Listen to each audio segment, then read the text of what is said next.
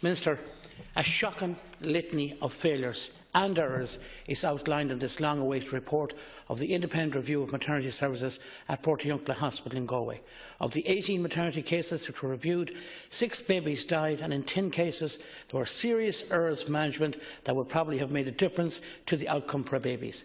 Like Deputy Donnelly, I think it is important that we remember the babies who died and their families this evening, and acknowledge the horrific heartbreak and trauma which the families have endured and no doubt are still suffering as they come to terms with such huge loss. This report highlights a number of key issues relating to the service provided at Portiuncula Hospital between 2008 and 2014.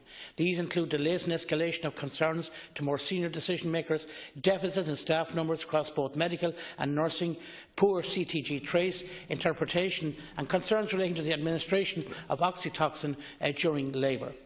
The review report raises concerns around the way many families were communicated with during and after their time in hospital. The report also highlighted historical issues relating to the governance structures in place between the hospital and the group at that time. The report made a total of 154 recommendations under 5 headings, and I know the Minister said most of those have been put in place, but I would like to know which have not been put in place as of yet. I would like the Minister to inform us, to give us that information as quickly as possible. These families have suffered the greatest of all losses, the loss of a child. And I think that in some cases, serious errors of management would probably have made a difference to the outcome for some babies compounds the tragedy. While nothing can and will never compensate for the loss of a child, the state has an obligation to these families to ensure that all of the key recommendations are implemented in relation to maternity services at Portiuncula Hospital, to ensure that no other mother or father has to suffer this same heartbreak.